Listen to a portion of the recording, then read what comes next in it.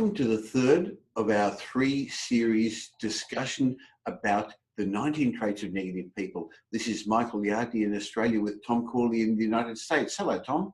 Hey, Michael, how you doing? Good, thank you. Now, if you've been enjoying this series, please pass it forward. Send the link of this through Facebook, YouTube, Twitter, whichever way you've got it, or from our web pages. That'd be fantastic. If you haven't been following the last couple of weeks, for the last 2 weeks, Tom and I have been discussing the 19 traits of negative people. We write a lot about and speak a lot about what successful people do, but Tom, I know your feeling is that you actually get as much by learning what not to do. Yeah, so Michael, to me, it's knowing what to do gets you halfway down the field. Knowing what not to do takes you all the way to the goal line. So it's great to know what wealthy people, successful people do, but it's only going to get you so far in life. You actually have to know and how to navigate around the things that you shouldn't be doing.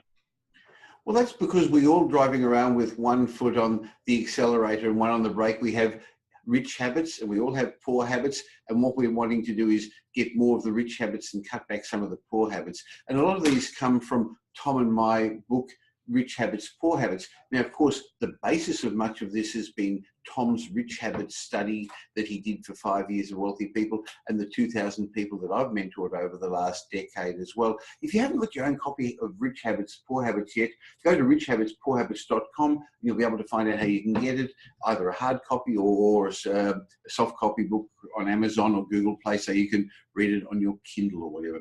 So Tom, so far in the last couple of weeks, and guys, if you haven't actually had a chance to watch them yet, go back to our websites and you can actually get these from previous weeks. We discussed the 19 traits of negative people. We discussed Tom's study showing that negative people are pessimistic, they've got doubts, they've got fears, they've got constant worries, they gossip, and that's not good. They're deceitful, they get angry, they tend to complain, and they tend to criticize.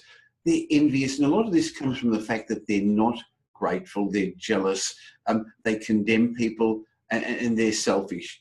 Tom, I want to go through the last of these traits.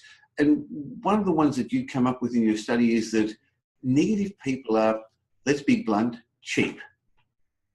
Yeah, so I want to differentiate between cheap and frugal because I get asked this a lot. What's the difference between being cheap and frugal? Well, cheap is when you look for the lowest price, irrespective of the quality of whatever the product or the service is that you're buying. Frugal is you focus on the quality first, and then you try and get the lowest price. So frugal people try to get the best quality at the lowest price.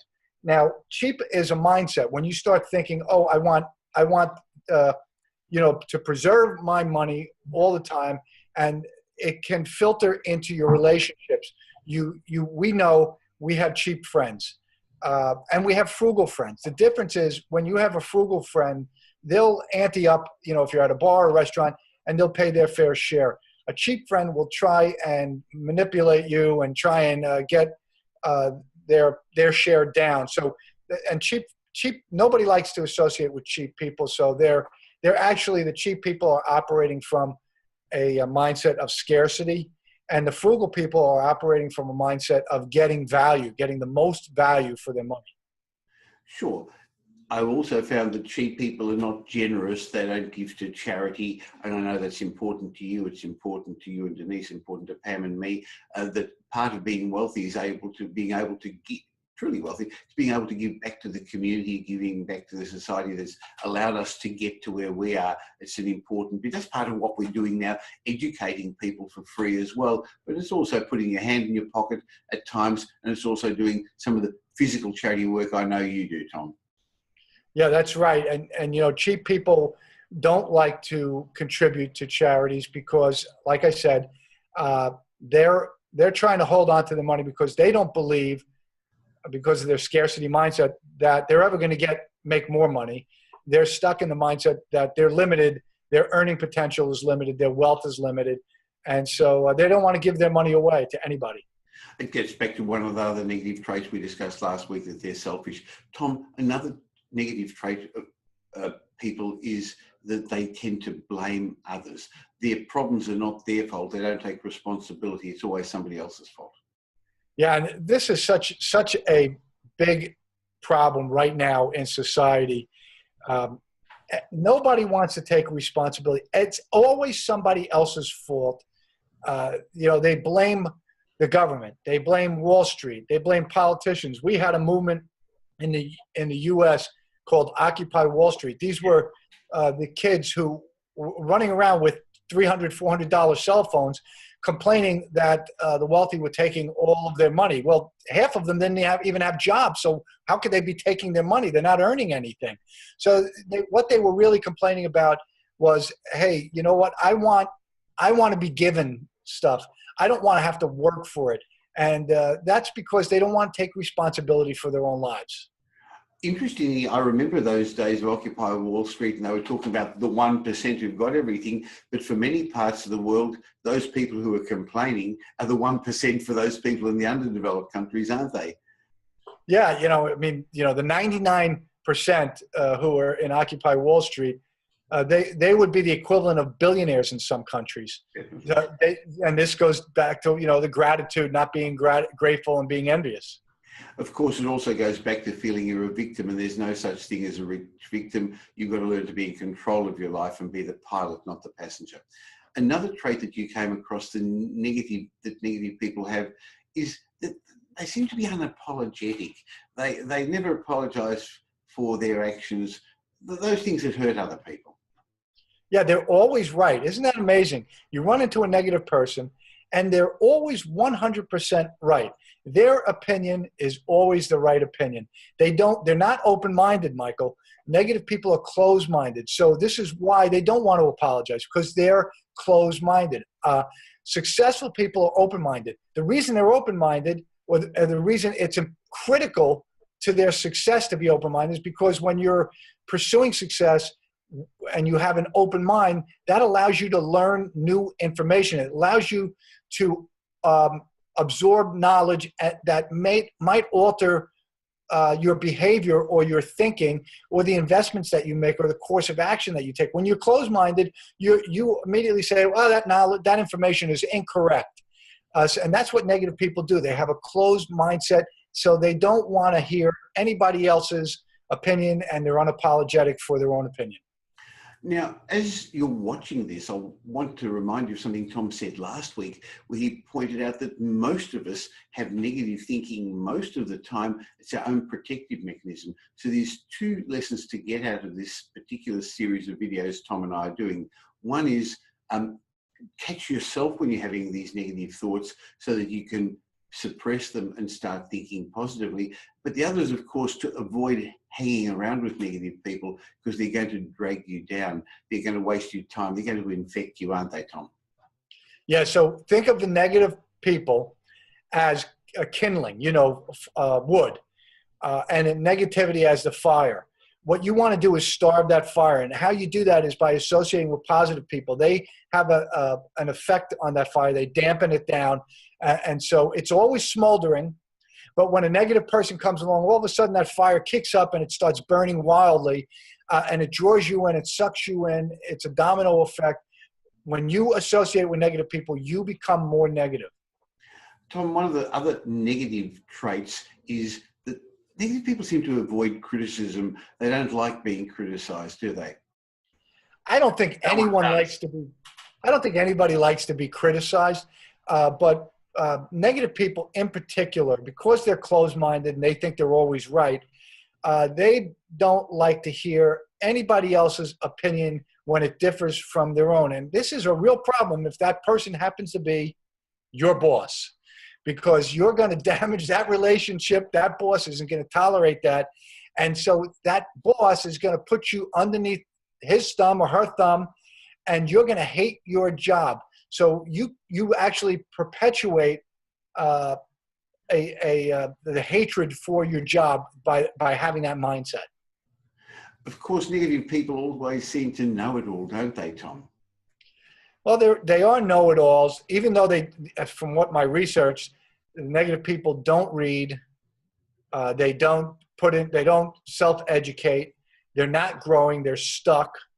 But they seem to know it all, and they seem to know what they're doing. Well, they do know what they're doing because they're very successful, Michael. Negative people are very successful because the process that they're following is succeeding in making them a failure. So it all comes back to the things we were saying before, that they're selfish and they gossip. They seem to lack compassion, Tom. Yeah, they're so focused on themselves. Woe is me. I'm a victim. Everybody's against me.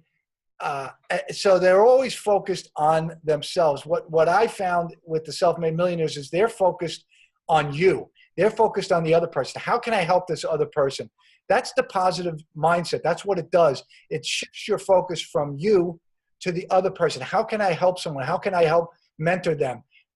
What can I do to improve somebody's life or make them happy? Negative people think, what can you do to make me happy? What can you do to improve my life? It's a whole different mindset.